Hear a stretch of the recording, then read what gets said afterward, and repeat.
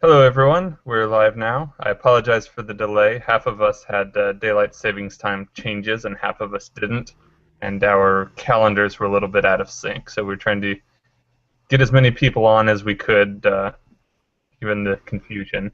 So with me today I've got Alan Pope, who's on the community team and has been working with the core apps, and we've got Lucas, who is the release manager for the Ubuntu phone.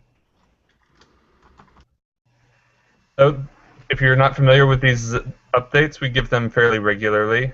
We've missed the last couple of them because I've been on holiday, but we get people from the engineering teams in Canonical on to give an update on the work that they and their teams have been doing. And we take questions from people who are watching and answer them as best we can during the broadcast. So if you're watching this on ubuntuonair.com, you'll see the video, and right below it there will be an embedded IRC window, which will take you automatically to the #ubuntu-on-air IRC channel on Freenode. That's where we take all of the questions. You can have general chatter in there with other people watching the video also. If you have a question, you can just type it in there, start it with the word question in all caps, and it'll turn bright yellow in my IRC client so that I don't miss it. Each of us will give a little bit of an update, and then we will take questions as they come in. Don't wait until the last minute because there's a bit of a delay on these videos. So ask your questions when you think of them, and we'll get back to them and answer them in the order that they come in. So to start things off, I'm going to give a couple of community updates. Next, in 2 weeks, we've got the Ubuntu Online Summit, which is online version of what used to be the Ubuntu Developer Summit. Combination of development, discussion, planning sessions, and end-user focused sessions and presentations. You can find information on that on summit.ubuntu.com. It runs November the 12th through November the 14th. The format is much like this Hangout. It'll be a video and an embedded IRC for people who can't join the video. But we do encourage you to join if you can. It is run by members of the community as well as members of Canonical. Anybody is free to propose a session, 5 different tracks that you can propose a session to. Each track will have its own track leads who are responsible for managing the schedule for their track. If you go to summit.ubuntu.com, you'll see links on the right-hand side. One of them will be propose a meeting. That's where you put in the information for the session that you'd like to run, and that'll get sent to the track leads.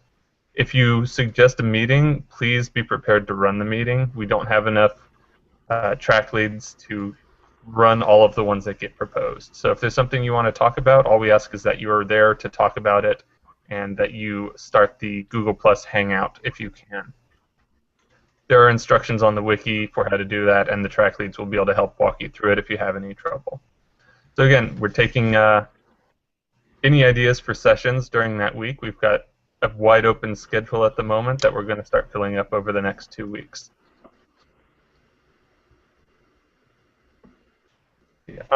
We are still looking for some track leads on the users track. So if you've been to some of these online summits before, you kind of know how it works, and you'd be interested in helping us out, go ahead and let me know. It's not a whole lot of work for the track leads. It's mostly just going around and asking people to submit session ideas for you. And then if you've been following us on Google+, you've probably seen several posts from David Calais, who's been updating our Scopes developer documentation. We've got a new tutorial. We've got updates to the tools that the SDK team have put together to make this work. And he's updated quite a few docs around customizing the appearance and settings and all kinds of other things around scope development. So if you're interested in writing scopes for Ubuntu, we've got a lot of information there now to help you get started on that. All right, that's all the updates that I have. We'll go on now to Alan to get an update on core apps. Hello, hello. Hopefully you can hear me okay. My microphone. For some reason, my laptop keeps choosing the wrong microphone. So hopefully it's this one that's right in front of me. Yes? And I don't sound really echoey and far away. Yeah, you sound fine. Cool. So last week we had a sprint in Washington, and as part of that, we invited a whole bunch of the community core app developers along. 10 of them came along, and we spent a lot of the time fixing bugs, doing performance improvements in various core apps, and also adding new features and implementing new designs. So it was a real heads down, everyone working really hard through that week. Normally people are working on the core apps in their spare time, in their their hobby time, or whatever you want to call it. And so this was a chance for us to do a lot of intensive work last week on all of the applications. And I'll just give some highlights about what happened last week and our plans for the near future. As Mike said, we're going to have the Ubuntu Online Summit coming up in 2 weeks' time, as we record this, 12th to the 14th of November, and we'll be having some sessions about core apps then, where we're going to do more forward planning about all of the applications. And those will involve, for some of the applications, new designs. It will involve convergence, so making sure all of the apps work well on tablets and work well on the desktop as well, which is an interesting challenge for apps that originated on a phone. We've always tried to make sure all the apps work well on the desktop, but we need to make sure that everything works well when you've got an input device, keyboard input device, and a pointing device as well, other than your finger. So things are likely to change a lot over the coming months. In the short term, as we get ready for phones shipping with Ubuntu pre-installed and many of these core apps pre-installed, we want to get the final bug fixes and stability fixes and performance improvements in before any phones ship. So that's really what we're focused on at the moment, is bug fixing, performance, any UI jankiness or anything like that. We need to get that done. But just to give you a summary of some of the things that went on. Filippo, who's working on the terminal, is doing a rewrite of the terminal for a number of reasons, partly because it's helpful to us to update the plugin that the terminal uses, which is a third-party upstream project, and we want to update to the latest version of that plugin. We also want to rewrite to clean the code up a little bit, and it also gives us the opportunity to add some features that we're thinking about related to the working on the desktop, and also making the code reusable. So, for example, someone could ship one of the longer term plans is that someone could ship an app in the store which uses the terminal more like a library. So you could ship, for example, a command line tool. You might have a favorite command line utility. Let's say, for example, something like htop or something. You might want to ship that in the store and use the terminal as a library, so that you can just the user can just install and launch htop, and it runs inside a terminal, and when they close it, it closes the terminal, that kind of thing. So there's a few nice features that are coming with this terminal rewrite. It's going to take a little while. It's not done yet, but the work is well underway.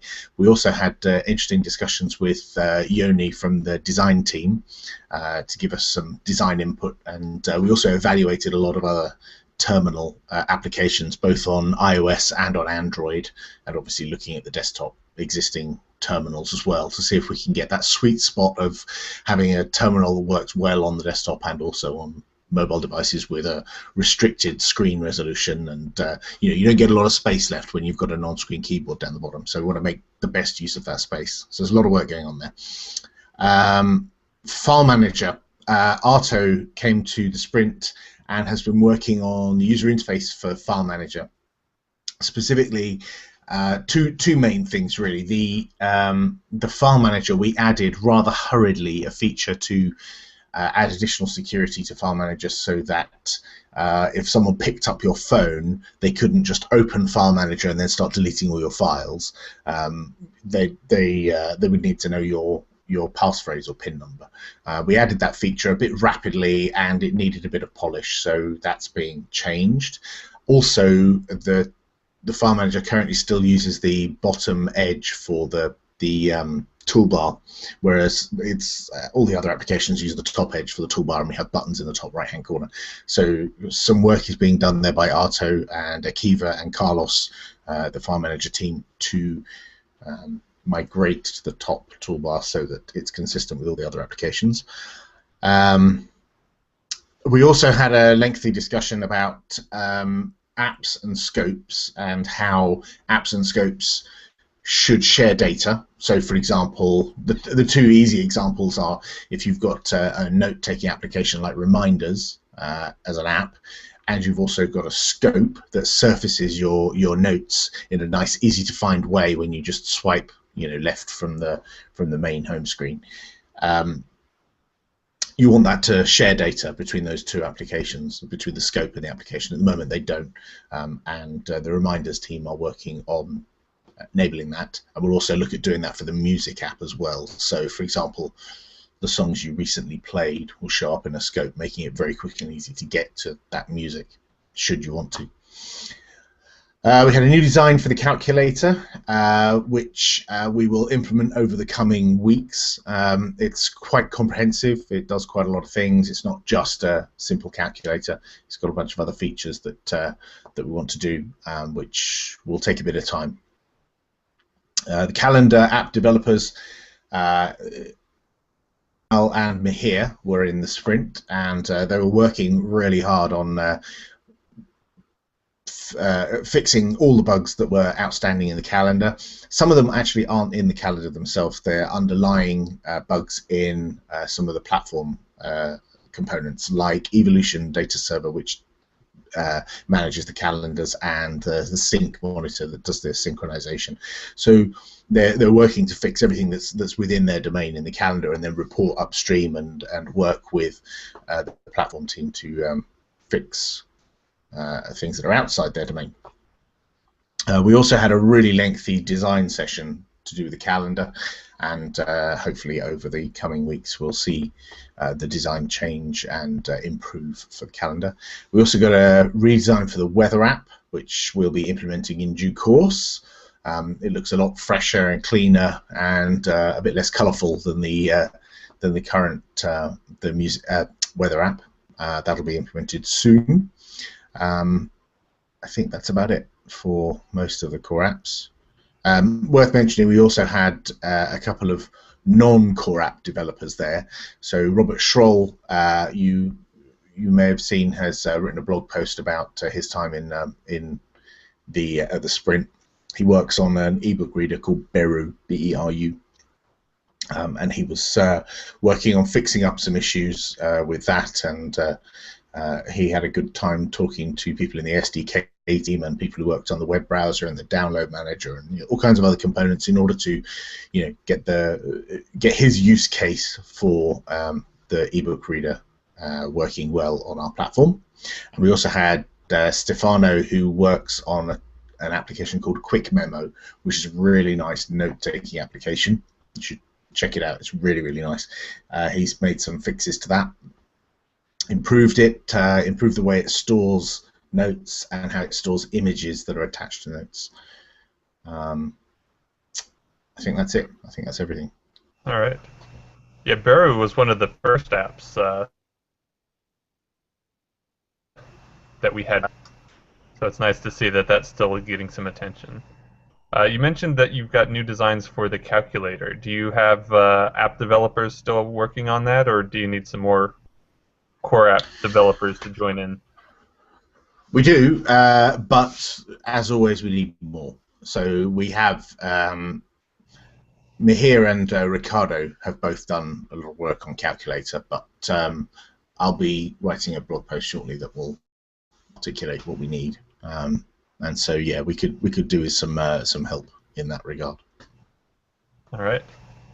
And if anyone wants to get involved with any of these apps, you can join #Ubuntu-app-devel anytime on Freenode IRC. We're always in there. And you can ping us and we can get you started.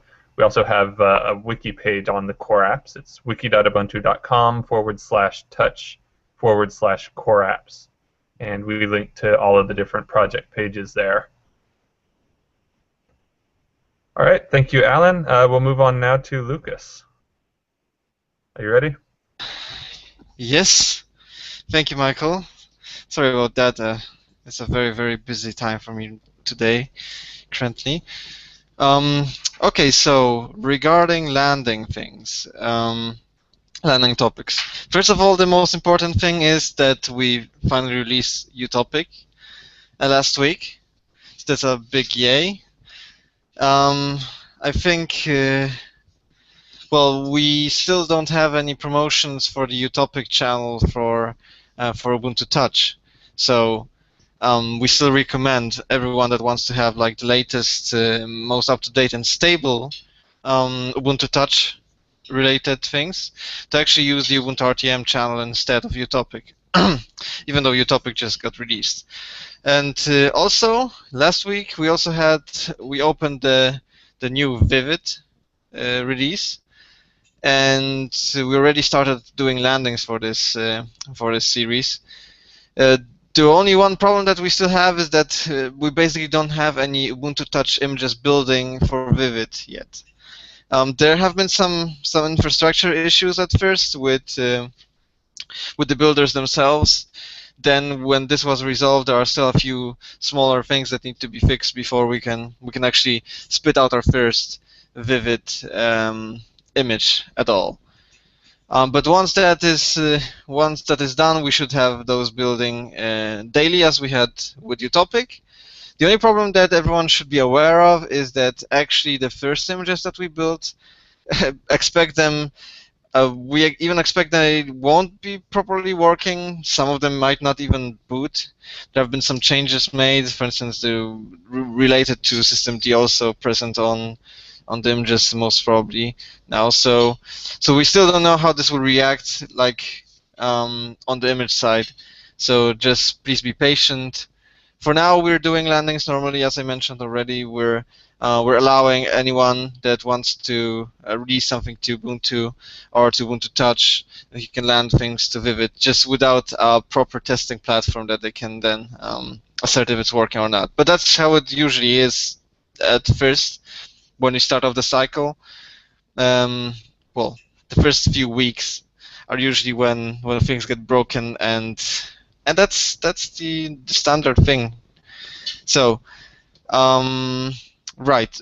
We also had to switch the process we were using, for instance, regarding having the Ubuntu RTM distribution and the Ubuntu distribution. It still stays the same, just we ask everyone to land their changes first to Vivid and then to backport those to Ubuntu RTM. In the past, we allowed people to have like one trunk and to just like keep release everything that the person was releasing to the main development distribution to then sync it up to Ubuntu RTM. Well, right now we recommend to have two different code trunks, one for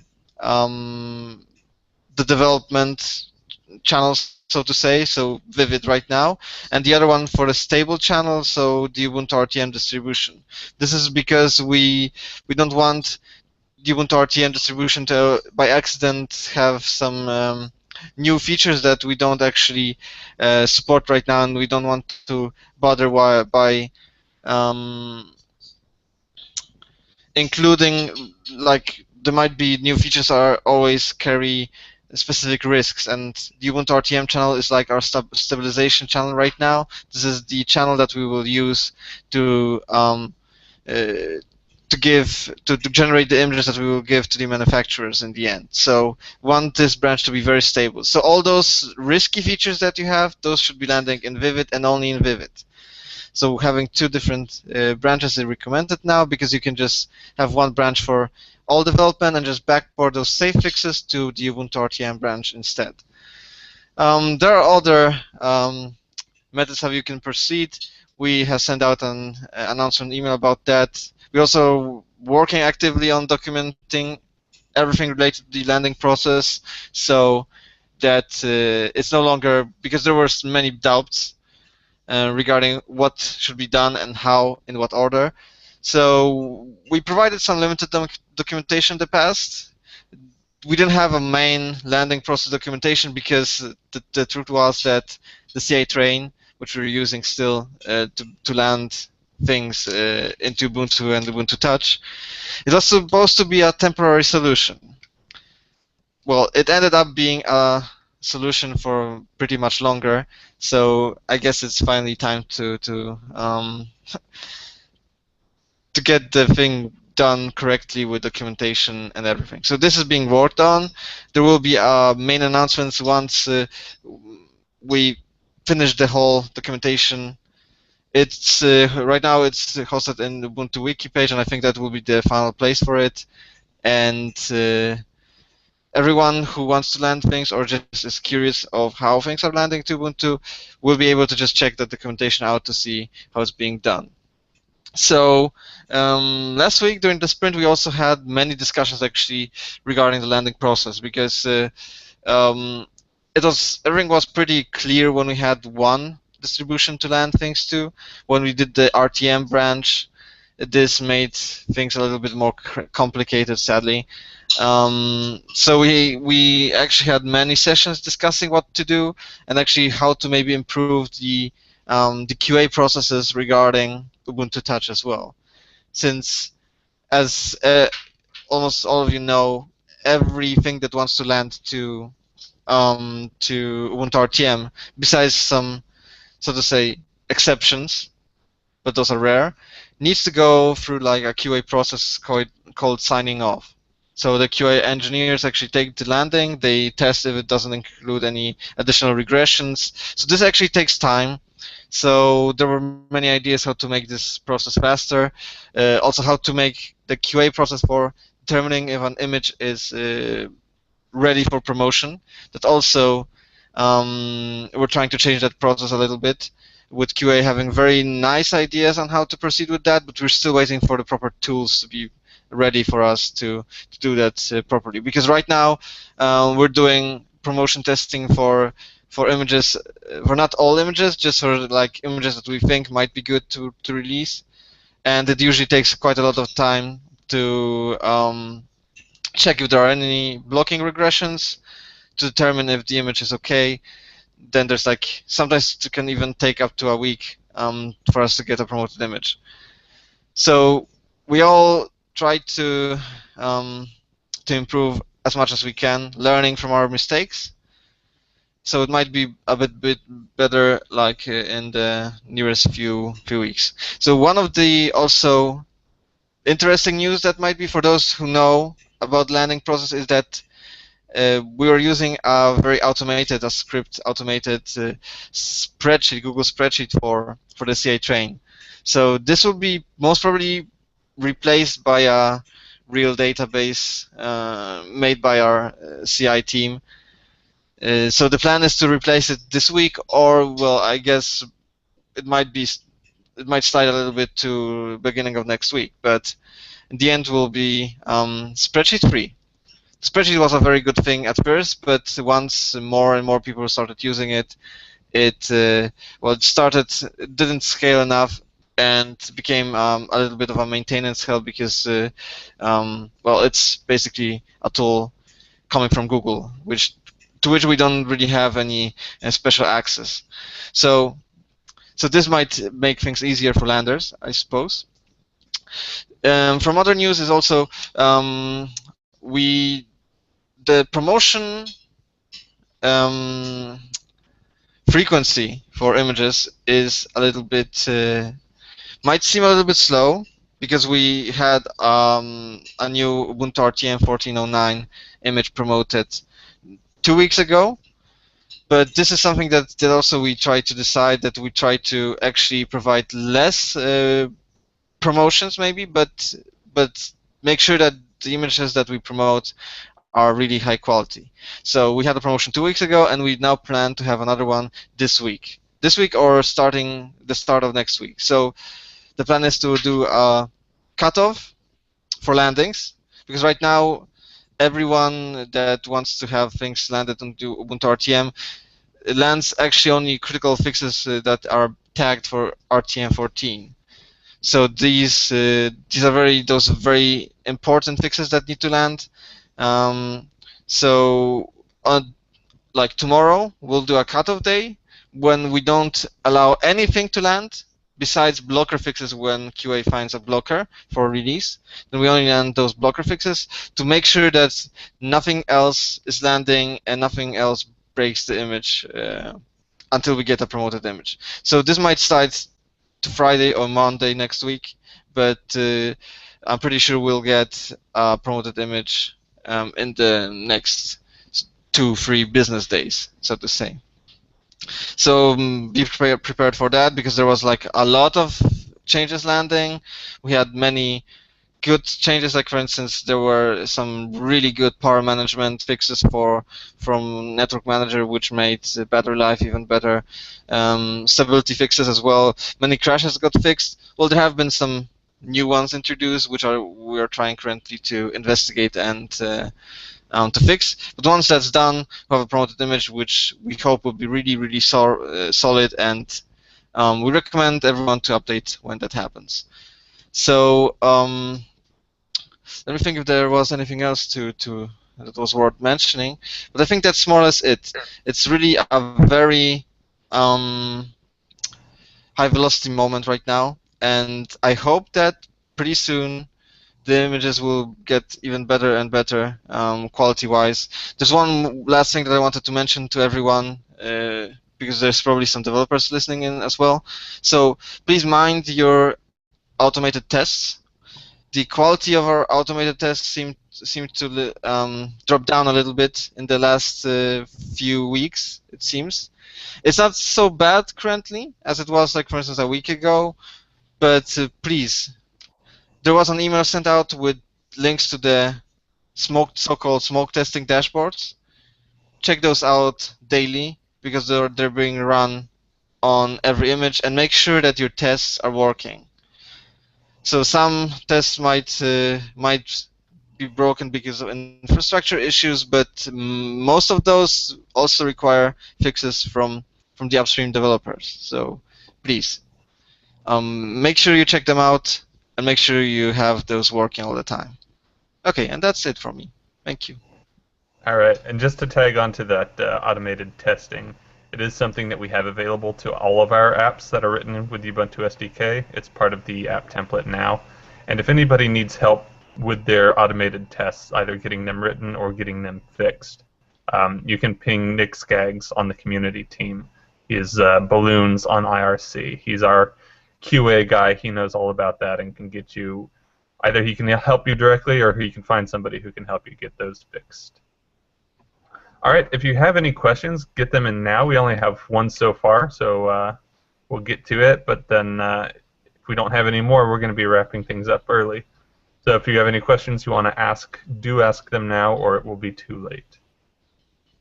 So Hopi asked, well, he said, I want to try Ubuntu Phone 14.10 on my Nexus 4. Where can I get current firmware images? And that kind of brings me to a question that I had for you, Lucas, is that are the RTM images, the 1409 branch images, still what we should be running? I switched to that about a month ago. Yes.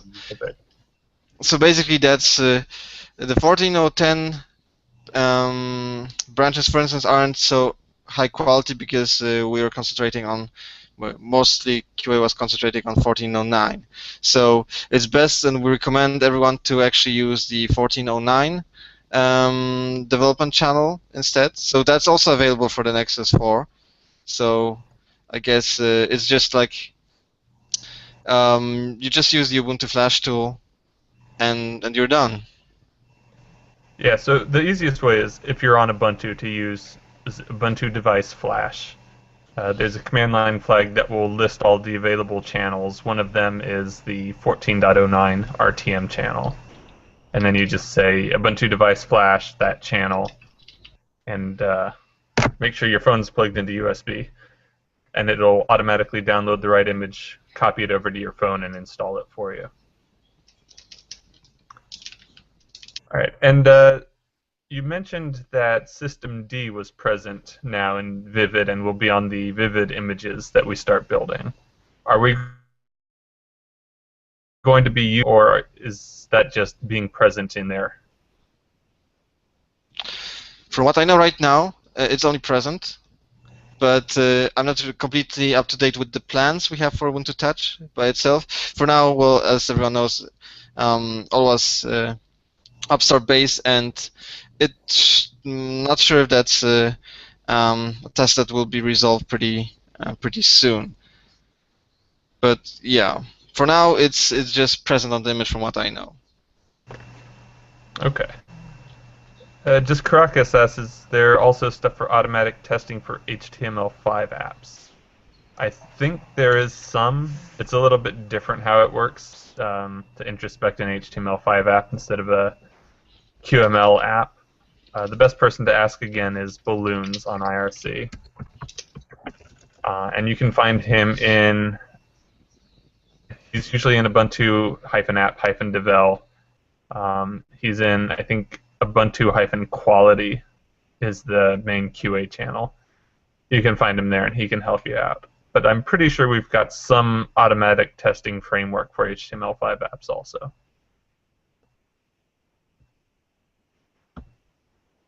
All right, those are all of the questions that we have. Those are all the updates that we have. So we'll cut things short a little bit early today. Again, in 2 weeks, we will not be having an Ubuntu Engineering Live broadcast because we will all be live on these broadcasts for the Ubuntu Online Summit. So join us then, November 12th through the 14th. It runs all day long. It's from, I think, 1400 to 1900 UTC, something like that.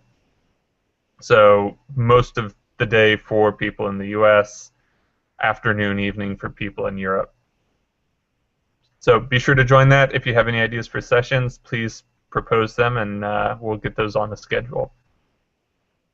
And of course, the obligatory plug for Ubuntu On Air. It's ubuntuonair.com. We're on Twitter at Ubuntu On Air and also on YouTube. Ubuntu On Air there also. On YouTube, you can go back and you can watch all of the previously recorded videos that were made using this account. All right. So we will see you all hopefully in 2 weeks at the Online Summit. Thank you, Alan. Thank you, Lucas. Bye, everyone. Thanks.